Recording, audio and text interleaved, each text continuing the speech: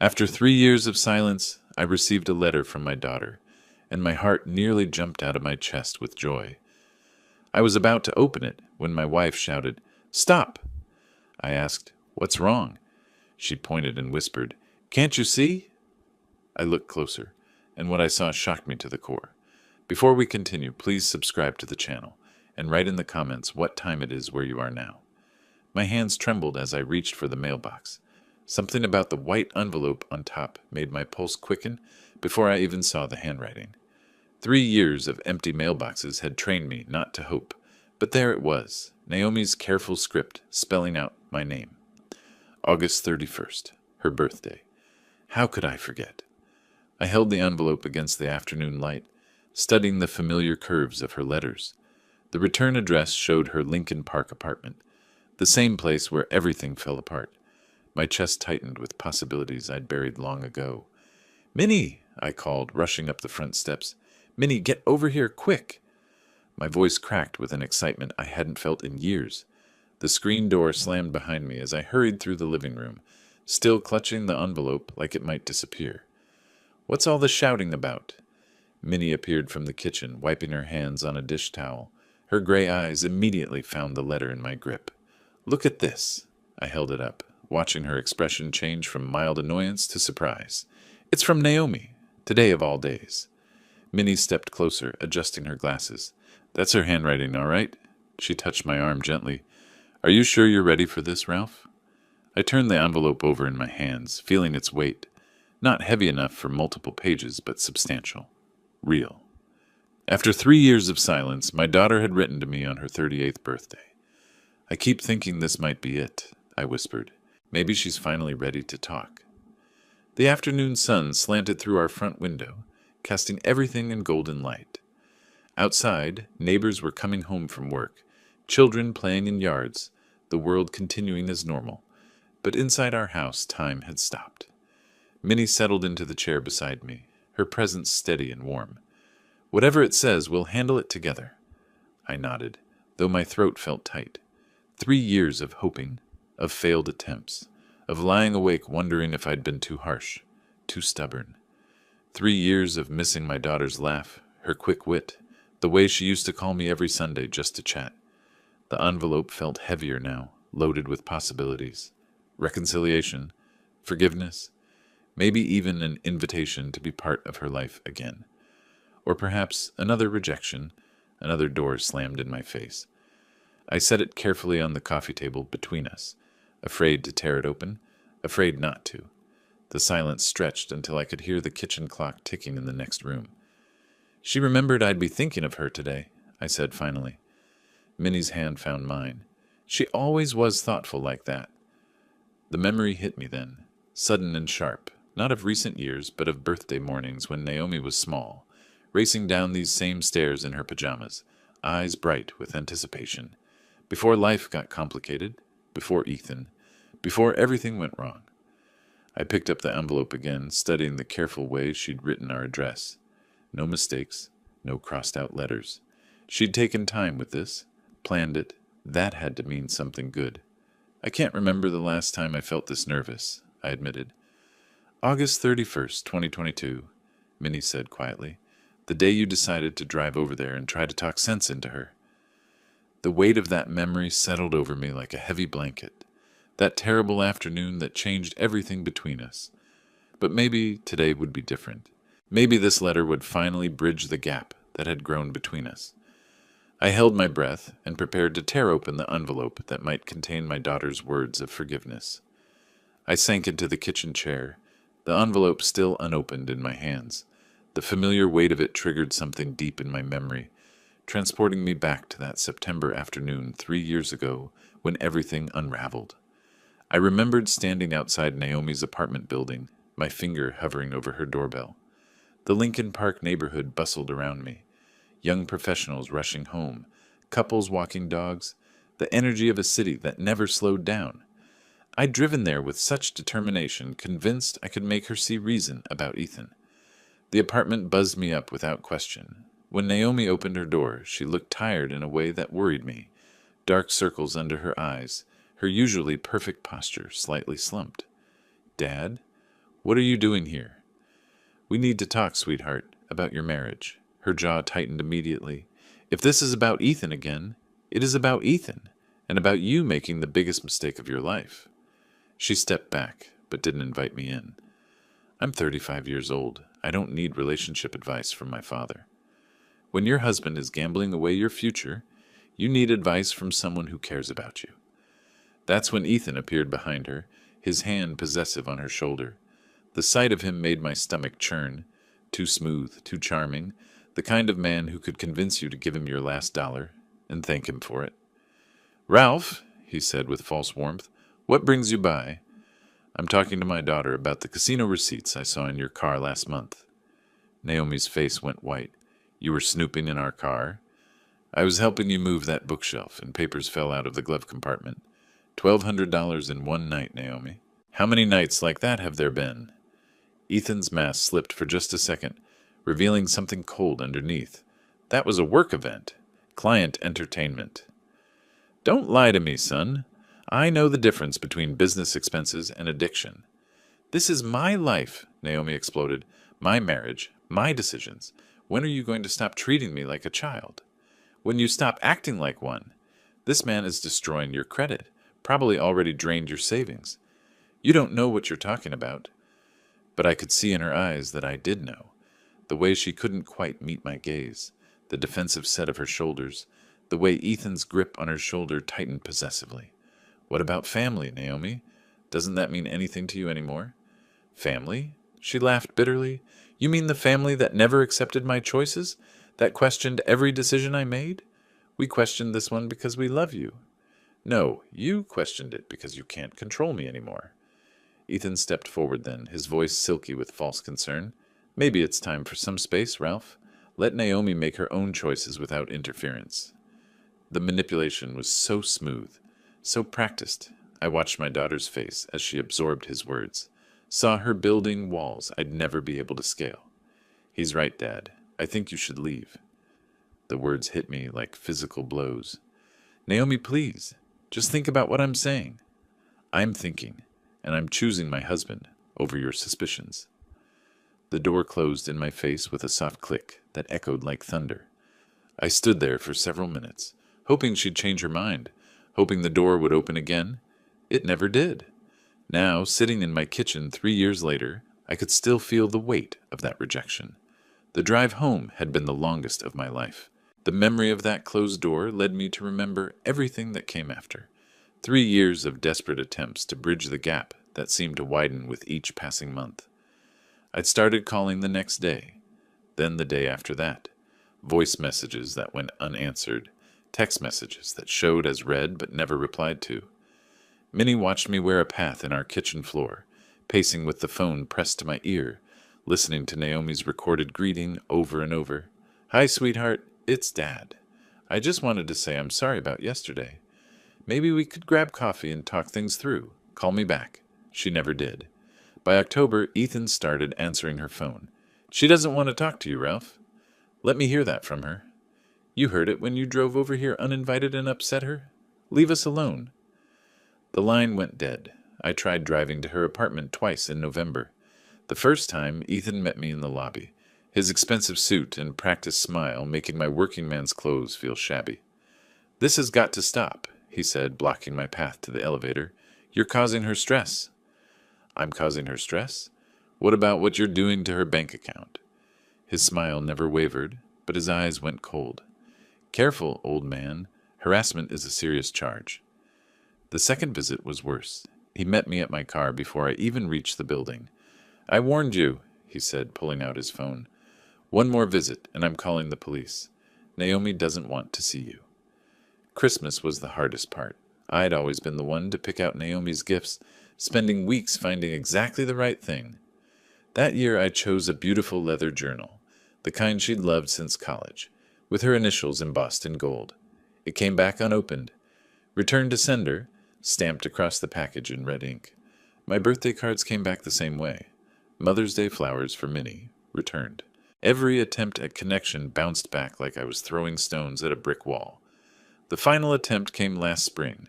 I'd heard through Nancy that Naomi's IT company had moved to a new building downtown. I took a sick day from work and waited in the lobby, hoping to catch her during lunch. When she appeared, walking with colleagues toward the revolving door, my heart nearly stopped. She looked thinner, tired, but still beautiful. Still my little girl. "Naomi!" She turned, and for a split second I saw something like longing in her face. Then it shuttered closed. "Dad, you can't be here." "Just 5 minutes, please. We used to be able to talk about anything." Her colleagues had stopped, sensing drama. She stepped closer, lowering her voice. "Ethan will be furious if he finds out you were here." "Then don't tell him. This is between us." "Nothing is just between us anymore." Her voice cracked slightly. I made my choice. "You can unmake it." She shook her head, and I saw tears threatening. "It's too late for that." She walked away without looking back, leaving me standing in a corporate lobby, surrounded by strangers who pretended not to stare. That night, I told Minnie I was done trying. Some bridges, once burned, couldn't be rebuilt. But sitting here now, holding this unexpected letter, I felt that old hope stirring again. Maybe I'd been wrong. Maybe some bridges could be rebuilt after all. I stood up, carrying the letter with me as I went to find Minnie. Whatever this envelope contained, we'd face it together. I walked back through the kitchen doorway, the envelope clutched against my chest like a treasure. Minnie sat in her favorite armchair by the living room window, afternoon sunlight catching the silver threads in her hair as she worked on her crossword puzzle. "Minnie?" My voice came out softer than intended, reverent almost. She looked up, pencil suspended midair. "Ralph, you look like you've seen a ghost." "Better than a ghost?" I held up the envelope, my hand trembling slightly. "It's from Naomi. Today, of all days." The crossword book slipped from her lap as she stood. "Are you certain?" "Look at the handwriting. Those careful loops. The way she crosses her T's." I brought the envelope closer so she could examine it. She remembered it's her birthday. She's thinking about us. Minnie adjusted her reading glasses, studying the address with the focused attention she'd once given to student papers. "It does look like hers," she said slowly, after all these years of silence. Maybe she finally understood that family is the most important thing. The hope in my own voice surprised me. Maybe Ethan's control isn't as strong as we thought. She reached for my free hand, squeezing gently. "Oh, Ralph, I've missed her so much." Her laugh, the way she used to call with every little triumph at work. Remember how proud she was when they promoted her to manager? Before he poisoned her against us. The old anger tried to surface, but I pushed it down. Today was about hope, not bitterness. But this letter changes everything. She reached out first.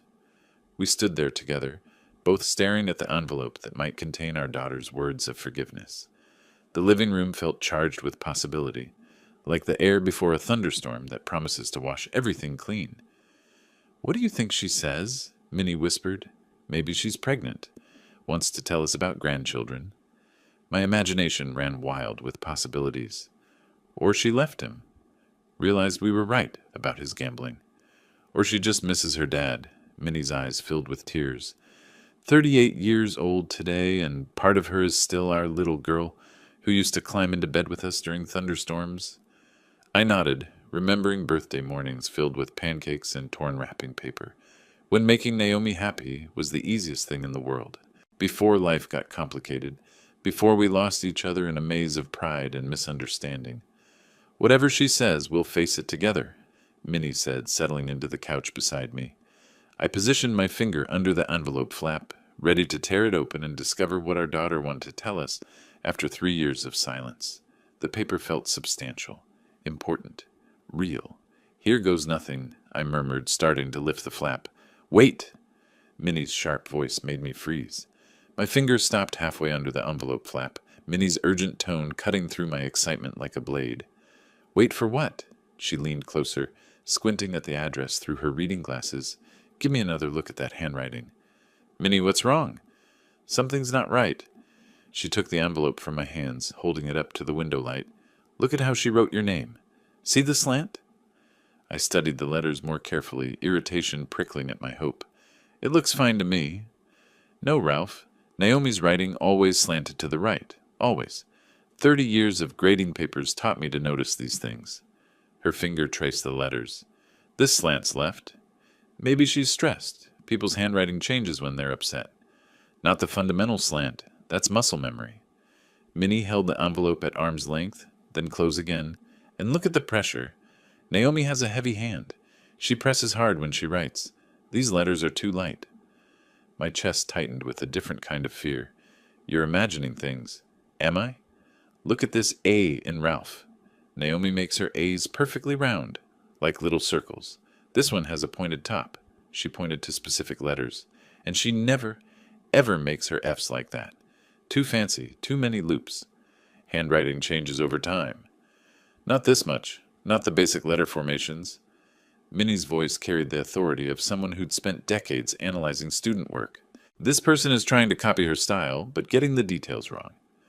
I wanted to argue, to defend my fragile hope, but doubt crept in like cold water. The more I looked, the more the differences became obvious. The spacing between words, the rhythm of the letters, even the way the pen had moved across the paper. It all felt foreign. But who would... I started, then stopped. I don't know. But this isn't from our daughter. The envelope suddenly felt heavy in my hands, not with promise, but with deception. Someone had gone to the trouble of imitating Naomi's handwriting, of using our pain against us. The cruelty of it took my breath away. Maybe I'm wrong, Minnie said softly, seeing the devastation on my face. Maybe she learned to write differently, or... No. The word came out flat and dead. You're right. I can see it now. The careful hope I'd built over the past 10 minutes crumbled like a house made of cards. Someone's playing games with us. We sat in silence, the envelope lying between us, like evidence of our foolishness. Outside, children were coming home from school, their laughter drifting through the window, a sound that once would have reminded me of Naomi at that age. We have to open it, I said finally. We need to know what this is about. Minnie nodded reluctantly. Whatever it is, it's not going to be good news. I tore open the envelope anyway, my hands steadier now that hope had died and been replaced by grim determination. If someone wanted to hurt us, I needed to know how and why. The paper crinkled as I unfolded it, my hands moving mechanically now that hope had curdled into dread. Minnie leaned against my shoulder, both of us peering at the single sheet of white paper. Dear Dad, I read aloud, my voice catching on the familiar word that now felt like a lie. Read it all, Minnie whispered. I cleared my throat and continued. I desperately need your help. I'm in the hospital and require emergency surgery that my insurance won't cover. The doctors say I need $15,000 immediately, or I might not survive. Oh my, Minnie gasped. I know we haven't talked in years, but you're the only one I can turn to. Please don't let our past disagreements prevent you from saving your daughter's life. I need you to immediately transfer the money to my cryptocurrency wallet and wallet number. The random string of letters and numbers felt like gibberish in my mouth. I looked at Minnie, whose face had gone pale. Time is critical, I continued reading. The surgery is scheduled for tomorrow morning, and they won't proceed without payment. I'm sorry it took a crisis to reach out, but I'm desperate. Please help me, Dad. Your loving daughter, Naomi. The letter fell from my hands, fluttering to the coffee table like a dying bird. That's not how she talks, Minnie said immediately. She never called you Dad in letters. Always Daddy or your name. And cryptocurrency? I shook my head in disgust. Naomi works in IT. If she needed money, she'd use normal banking, not some digital nonsense I don't understand. She'd never be this formal with you either. Even when she was angry, her letters had personality. This sounds like it was written by a robot. I picked up the letter again, scanning for any detail that might feel authentic. Nothing. No mention of her job, her life, no personal touches that would prove this came from my daughter. Just a generic plea designed to extract money from a desperate father. Who does this? My voice cracked with rage. Who targets grieving parents with fake letters from their children? Someone who knows about our situation? Minnie's analytical mind was working now, past the initial shock. They knew Naomi's name, our address, that we've been estranged. This isn't random. But how could they know to use her handwriting, to send it on her birthday? We stared at each other as the implications sank in. Someone had researched us, studied our family dynamics, crafted this deception specifically to wound us where we were most vulnerable. The violation felt almost physical. $15,000, I said, reading the amount again. They really thought we'd fall for this? You were ready to tear open that envelope with pure joy 5 minutes ago, Minnie pointed out gently. If I hadn't noticed the handwriting... She didn't need to finish. I would have believed every word, would have been calling banks and trying to figure out how to send cryptocurrency to save my daughter's life. The scammer had counted on my love, my guilt, my desperate need for reconciliation. I need to call Naomi, I said, standing abruptly. Right now. I need to make sure she's safe, that this isn't connected to something worse. Minnie nodded grimly. And we need to find out who did this. I walked to the kitchen phone, my hands shaking with a different kind of energy now, not hope, but fury. Someone had weaponized my love for my daughter, and I was going to find out who. The kitchen phone sat on the counter like an old friend, black receiver worn smooth from years of family conversations. I snatched it up, my fingers automatically dialing the number I'd memorized 3 years ago but never forgotten. Come on, Naomi, pick up. The phone rang once, twice, 3 times before her voicemail clicked on. That familiar voice, professional and distant now. Nothing like the warm daughter who used to call me every Sunday. Naomi, it's your father. Please call me back as soon as possible. It's important. I hung up and immediately dialed again, pacing across the linoleum floor while Minnie watched from the doorway. Same result. Voicemail again. Naomi, this is urgent. Something's happened and I need to talk to you right away. Please, sweetheart, call me back. The endearment slipped out before I could stop it. A remnant from when we still talked, when she still cared what her old man had to say. Third try. My hands were shaking now, whether from anger or anxiety, I couldn't tell.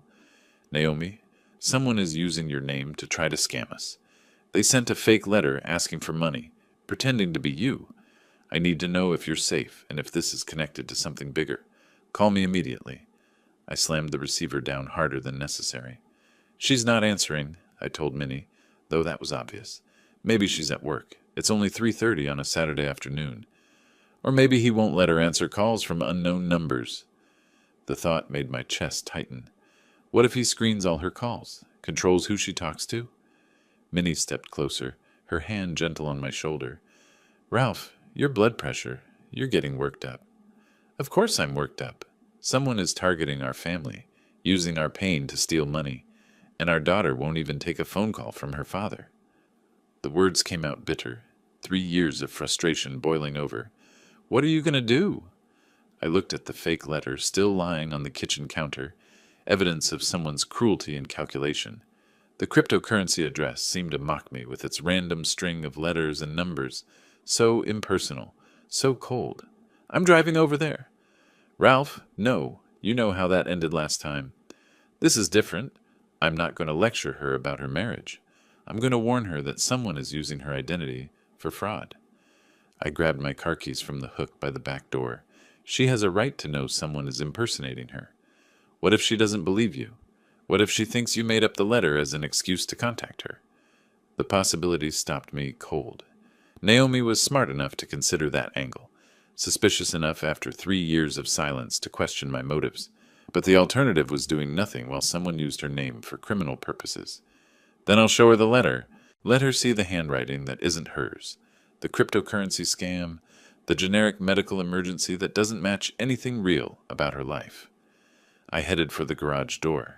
I can't just sit here knowing someone is targeting our family. Be careful, Ralph. Remember what the doctor said about your heart. I paused at the door, one hand on the knob. My heart's been broken for 3 years, Minnie. A little confrontation won't make it worse. The afternoon sun hit me as I backed out of the driveway, Minnie's worried face visible in the front window. Traffic was light leaving Evanston, but I knew it would get heavier as I approached the city. 45 minutes to Lincoln Park.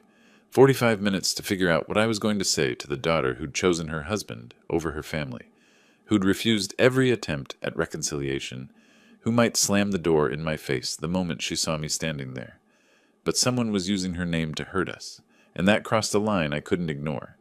The engine hummed steadily as I merged onto Lakeshore Drive, downtown Chicago's skyline rising like concrete mountains in the distance. Saturday afternoon traffic moved at a decent pace, giving me too much time to think. Someone had studied our family dynamics carefully enough to know about the estrangement, to time the letter for Naomi's birthday, to forge her handwriting well enough to fool me initially. This wasn't some random scammer casting a wide net. This was targeted, personal, cruel. A delivery truck slowed ahead of me, forcing everyone into the left lane. I drummed my fingers on the steering wheel, watching Lake Michigan stretch endlessly to the east. Gray clouds were building over the water, promising rain later. The anger that had fueled my decision to drive here began mixing with familiar doubt. What if Naomi really did refuse to see me? What if she accused me of harassment, of fabricating the letter as manipulation? 3 years of silence had created a gulf that might be unbridgeable. But the alternative was worse, doing nothing while someone weaponized our family pain for profit. Traffic thickened as I approached downtown, the usual weekend congestion of tourists and shoppers heading to Navy Pier and the Magnificent Mile. I took the North Avenue exit, winding through streets that grew progressively more upscale as I entered Lincoln Park. Naomi's neighborhood represented everything she'd achieved without us: professional success, financial independence, a life carefully constructed to exclude the parents who'd raised her. The townhouses here cost more than I'd made in 5 years of engineering work. I'd driven these streets before during my failed reconciliation attempts, memorizing the route to my daughter's door. The brick facades and manicured gardens spoke of young professionals who'd made it, who belonged to a different social class than their working-class parents.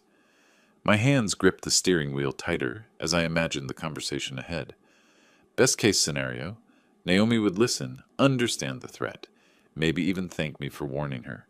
Worst case, she'd see this as another attempt to interfere in her life, another reason to keep me at arm's length. What if she genuinely didn't know about the letter? That seemed most likely. Why would she be involved in scamming her own parents? But then who was behind it? Ethan was the obvious suspect. But would he really stoop to forging his wife's handwriting to steal from her family? The neighborhoods changed as I drove deeper into Lincoln Park, from busy commercial streets to quieter residential blocks, lined with expensive cars and joggers in designer athletic wear. These were Naomi's people now, her chosen community of successful urbanites, who probably never dealt with the kind of working-class struggles Minnie and I had faced. I found a parking spot 2 blocks from her townhouse, feeding quarters into the meter with slightly shaking hands. The walk would give me time to prepare, to figure out exactly how to present this situation without sounding accusatory or desperate. The late afternoon sun cast long shadows between the buildings, and I could hear the distant sounds of a neighborhood barbecue, children playing in a nearby park. Normal Saturday activities for people with normal family relationships. Naomi's townhouse came into view, 3 stories of red brick with black shutters, a small front garden filled with flowers I didn't recognize. Expensive, tasteful, everything she'd wanted that we couldn't provide when she was growing up. Lights were on in the front windows. Someone was home. I stood at the bottom of her front steps, looking up at the burgundy door with its brass knocker and security system panel. 3 years since I'd last stood here. 3 years since she'd chosen her husband over her father's warnings. My finger hovered over the doorbell. The doorbell chimed with an elaborate melody that echoed through the townhouse. Footsteps approached, quick, light steps I remembered from childhood. The security peephole darkened as someone looked through, then went light again. A pause, then the sound of locks turning. The door opened to reveal Naomi, older now, but still unmistakably my daughter. Her dark hair was shorter than I remembered, styled in a way that made her look more sophisticated, more distant. She wore a casual dress that probably cost more than my monthly grocery bill. "Dad?" The word came out flat, neither welcoming nor hostile, just surprised. "Hello, Naomi." We stared at each other across the threshold, 3 years of silence stretching between us like a physical barrier. She looked healthy, which relieved me more than I wanted to admit. No signs of the emergency surgery mentioned in the fake letter. "What are you doing here?" "I need to ask you something important." I reached into my jacket pocket. "Did you write this?" I held out the letter, watching her eyes scan the familiar handwriting that wasn't quite hers. Her brow furrowed as she read, genuine confusion replacing the guarded surprise. "I didn't write this." She looked up at me sharply. "Where did you get it?" "It came in today's mail, on your birthday." "Dad, I haven't written to you in 3 years. I didn't write this letter." Her voice carried conviction, but also something else. Hurt that I would even ask, as if my question proved I didn't know her at all anymore. Then who did? Who would forge your handwriting to ask for money? You tell me. You're the one who brought it here. Naomi, I'm not accusing you of anything. I'm trying to protect you. Someone used your name, your handwriting, your identity to try to scam $15,000 from your parents. The words came out sharper than I intended. That's convenient. Her tone shifted from confused to cold. You fabricate some letter as an excuse to show up at my house uninvited. Fabricate? The accusation hit me like a slap. Why would I do that? Because you've been trying to contact me for 3 years, and this was the only way left? Behind her, I caught sight of Ethan entering the hallway. He wore expensive casual clothes, the kind of weekend outfit that probably cost more than my car payment. His appearance wasn't accidental. He'd been listening. Naomi? Who is it? He asked, though he obviously knew. My father. Apparently someone's been writing fake letters from me asking for money. Ethan's face showed concern, but something flickered in his eyes, too quick for me to identify. That sounds like a scam. You should report it to the police, Ralph. Maybe I will. I studied his face, looking for any sign that he recognized the letter. Strange coincidence, though. $15,000. That's about what someone might lose in a really bad night at the casino. Ethan's jaw tightened almost imperceptibly. I wouldn't know anything about that. Wouldn't you? Dad, that's enough. Naomi stepped protectively closer to her husband. You can't just show up here making accusations. I'm not making accusations. I'm asking questions. I looked between them, noting how Ethan's hand had moved to Naomi's shoulder. Possessive. Controlling. Someone targeted our family specifically. Someone who knew about our situation, your birthday, your handwriting style. Anyone could find that information online these days, Ethan said dismissively. Could they? Could they find samples of Naomi's handwriting? Could they know she's been estranged from her parents for exactly 3 years? Dad, you need to leave. Naomi's voice carried finality. I didn't write that letter. I don't know who did, and I can't help you figure it out. Can't? Or won't? Both. She started to close the door. Don't come here again without calling first. I tried calling 3 times. You didn't answer. Then maybe take the hint. The door closed with a soft but definitive click, leaving me standing on the front step with more questions than answers. I'd accomplished nothing except confirming that Naomi genuinely didn't know about the letter, but Ethan's reaction bothered me. Too defensive, too eager to end the conversation. I walked slowly back to my car, the fake letter still in my pocket, feeling like I'd missed something important.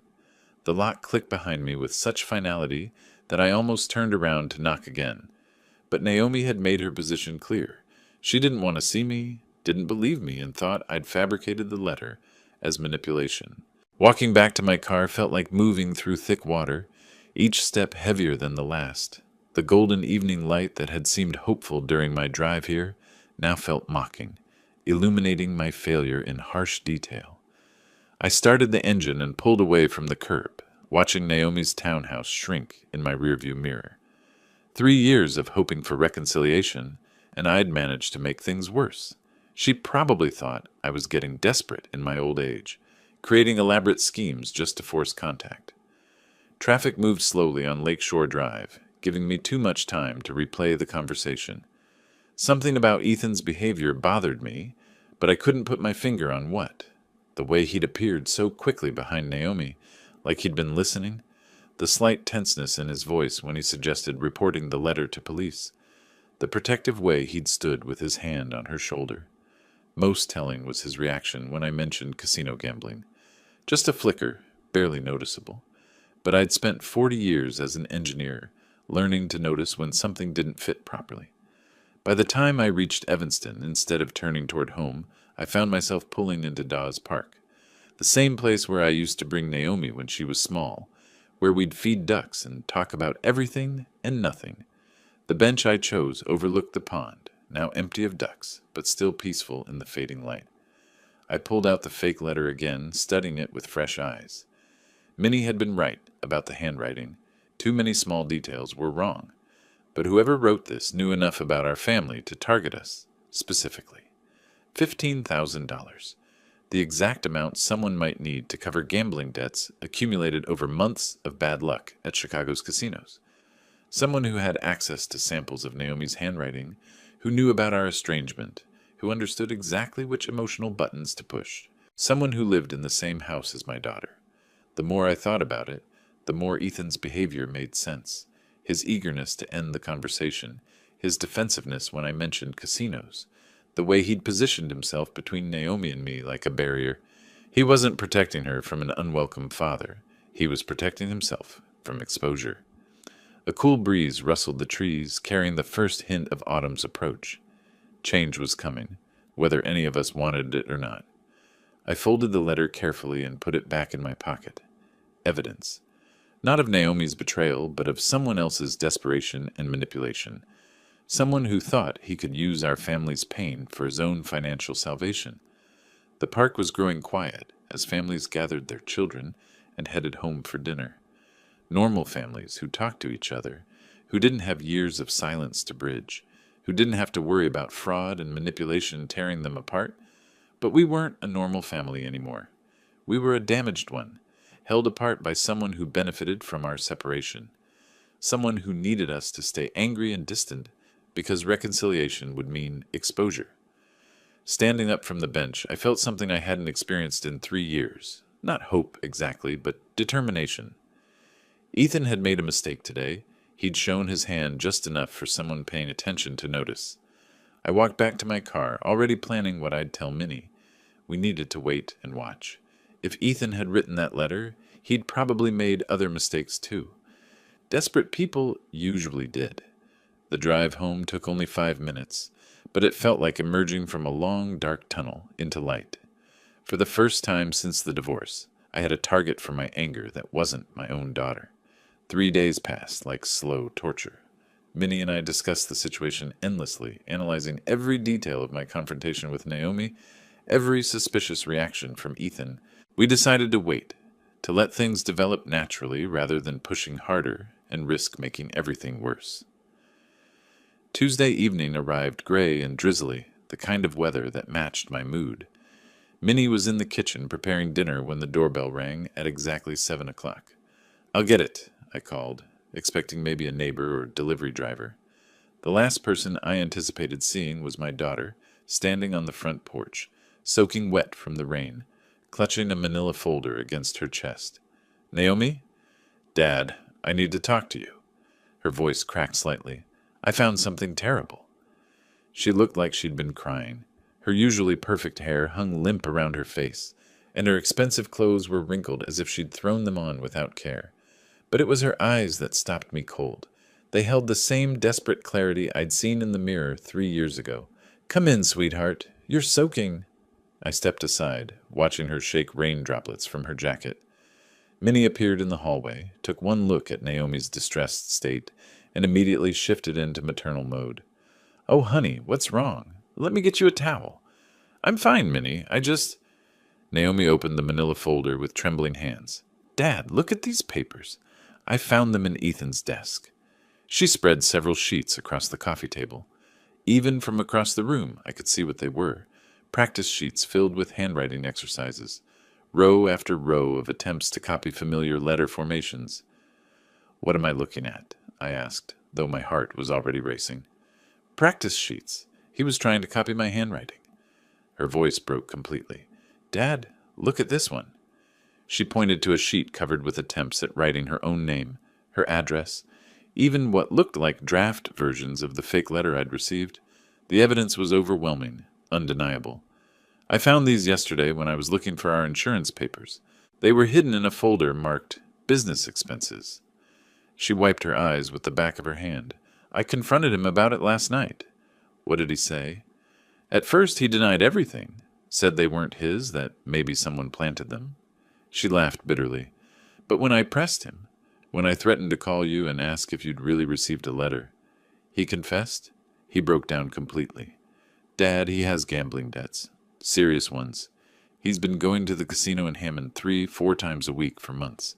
He owes money to people who aren't patient about collecting." The pieces fell into place with sickening clarity.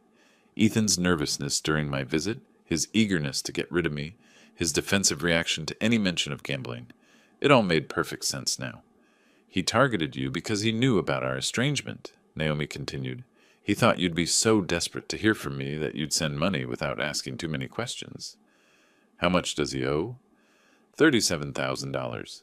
The number fell between us like a stone. The letter asking for $15,000 was just the first payment. He planned to send more letters, different medical emergencies, until he got enough to cover his debts. I sat down heavily, the full scope of Ethan's manipulation finally clear. He hadn't just been a bad husband. He'd been systematically using our family's pain for his own criminal purposes. Dad, I'm so sorry. Naomi's tears started flowing again. You were right about him 3 years ago. You tried to warn me, and I chose him over you. I let him convince me that you were trying to control my life when you were actually trying to protect me. Sweetheart? No, let me finish. I should have listened to you. I should have seen the signs. You and Minnie are the only people in the world who would never lie to me or hurt me, and I threw that away because a manipulator told me I should. Minnie moved to sit beside her on the couch, wrapping an arm around her shoulders. The important thing's that you found out the truth. I'm filing for divorce, Naomi said firmly. Tomorrow. I can't stay married to someone who would try to steal money from my parents by pretending to be me. I looked at my daughter, really looked at her for the first time in 3 years, and saw not the defensive woman who'd shut me out, but the strong, intelligent person Minnie and I had raised. She'd been manipulated and isolated, but she hadn't been broken. Can you forgive me? She whispered. I didn't trust my voice to answer, so I just held out my arms. She fell into them like she was 12 years old again, and for the first time in 3 years, my family was whole. Come on, both of you, Minnie said, standing up and smoothing her apron. Let's sit down properly and talk about this over a meal. I was just making pot roast. There's plenty for 3. We moved into the kitchen together, and I watched Minnie automatically set a third place at our small table. The simple domesticity of the moment, plates and silverware, the smell of dinner, my daughter sitting in the chair she'd occupied as a child, felt like a miracle. I can't believe I let him isolate me from you for so long, Naomi said, accepting the plate Minnie placed before her. He was so subtle about it, always finding reasons why I couldn't visit, why phone calls were inconvenient, why you two were trying to manipulate me. Professional manipulators are good at their work, I said. Don't blame yourself for being deceived by an expert. But the signs were there. The secrecy about money, the way he controlled my schedule, how he always had an explanation for why my family was the problem. She pushed food around her plate absently. He made me believe that choosing him meant proving my independence. I reached across the table and covered her hand with mine. The important thing is that you saw through it eventually. I should have seen through it 3 years ago when you tried to warn me. Should have, could have, would have. Minnie's voice carried the practical wisdom of decades. None of that matters now. What matters is moving forward. I stood up and walked to the kitchen drawer where I kept matches. Speaking of moving forward, there's something we need to do. I pulled out the fake letter, now wrinkled from being carried around for days. This thing has caused enough damage to our family. Understanding immediately, Naomi nodded. We moved to the kitchen sink, all 3 of us crowding around the basin. I struck a match and held the flame to one corner of the letter. The paper caught quickly, curling and blackening as it burned. Good riddance, Naomi whispered, watching the last traces of Ethan's deception wash down the drain. With the letter destroyed, Minnie disappeared into the living room and returned carrying a thick photo album, the one filled with pictures from Naomi's childhood. She opened it to a page showing a gap-toothed 8-year-old Naomi at a Cubs game, grinning between her parents. Remember this day? Minnie asked. You insisted on getting a hot dog at every inning. And Dad kept buying them for me even though I only ate half of each one. Naomi laughed, the first genuine laughter I'd heard from her in years. We spent the next hour looking through photos, remembering birthday parties and Christmas mornings, family vacations, and quiet Sunday afternoons. Each picture was proof that we'd been a loving family once, that the bonds between us were stronger than any manipulator could permanently break. I've missed this so much, Naomi said, touching a picture of herself at 16, rolling her eyes at something I'd said. I've missed having parents who actually cared about my well-being instead of what they could get from me. You'll always have that, I said firmly. No more years of silence. We stay in touch from now on, no matter what. Never again, she promised. And Dad, I want to write you a real letter. Next week, when things settle down. A real letter in my real handwriting, telling you everything I've wanted to say for 3 years. The contrast was perfect. From fake communication designed to steal money to genuine connection meant to rebuild love. It felt like the universe correcting itself. What about Ethan? Minnie asked practically. Where will you stay during the divorce proceedings? I've already moved out, Naomi said. I'm staying at a hotel for now, but I was hoping... She looked between us uncertainly. Could I maybe stay in my old room for a few weeks, just until I find my own place? Sweetheart, this is your home, I said. It always has been. We just lost you for a while. As we cleaned up the dinner dishes together, the three of us moving around the kitchen in comfortable synchronization, I marveled at how quickly the natural rhythms of family life reasserted themselves. It was as if the 3 years of separation had been a bad dream, dissolved by truth and honesty. Later, as Naomi settled into her old bedroom, I stood in the doorway watching her organize her things. She looked younger somehow, freed from the weight of maintaining a marriage built on lies and manipulation. Thank you for not giving up on me, she said quietly. Never, I replied. Family doesn't give up. That's what makes it family. Outside, rain continued falling, washing the world clean for tomorrow. If you liked this story, please like this video, subscribe to the channel, and share your impressions of this story in the comments. To listen to the next story, click on the box on the left. Thank you for watching.